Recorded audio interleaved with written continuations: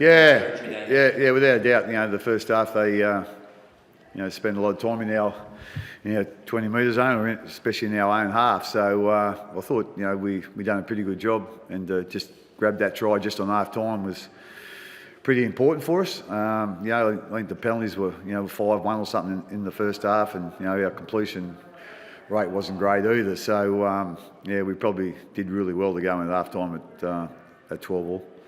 You don't often come into press conferences covered in Powerade. So was that a particularly special one for the boys?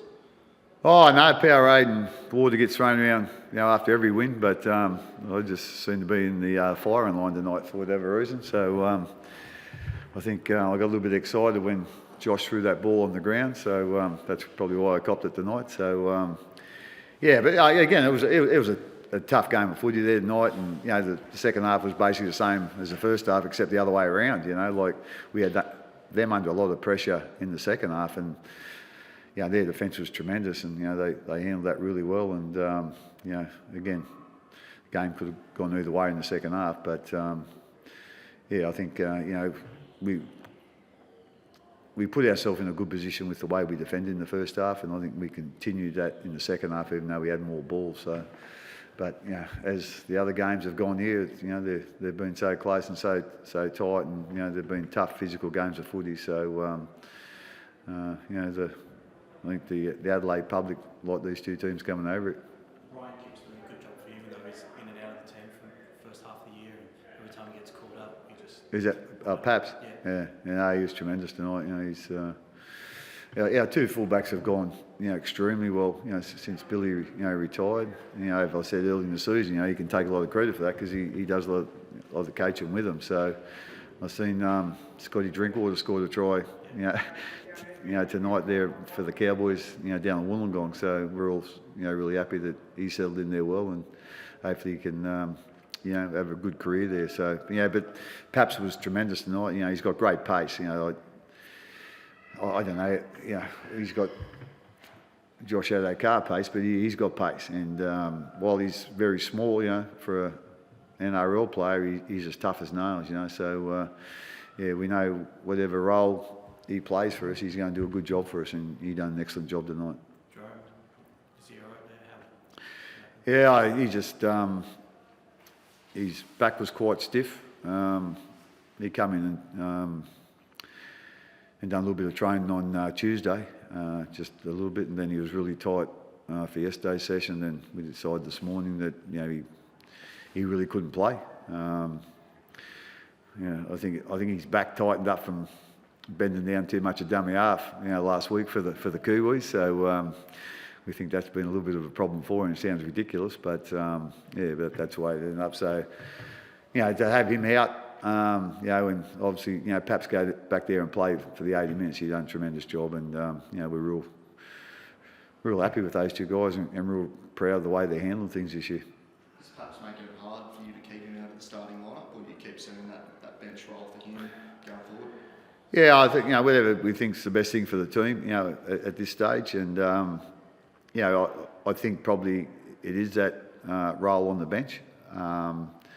When Jerome plays, but that might change as the year goes on. I'm not quite sure, but what we will do is try and fit them players in, and to play roles that are best for the team, and complement a few of our other players and a few of our other what we're trying to do with the footy and without the footy.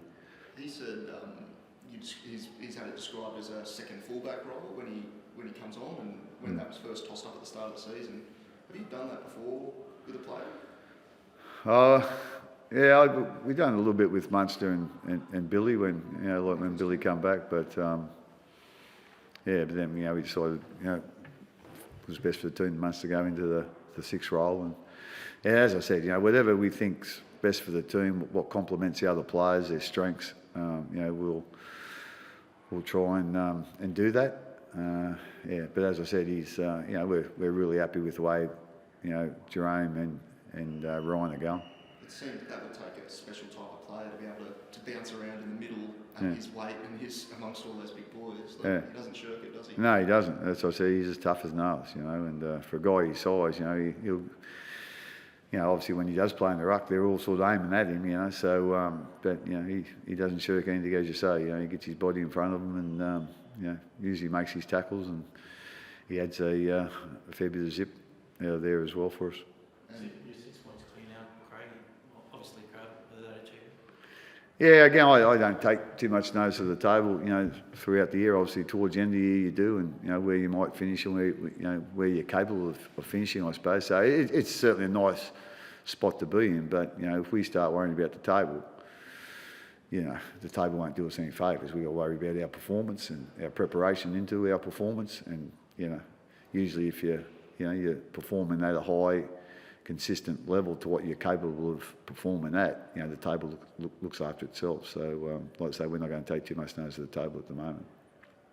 Dale Finucane, Craig, he seemed to take coming back and performing for club level to heart after his first Origin. Yeah, he was again.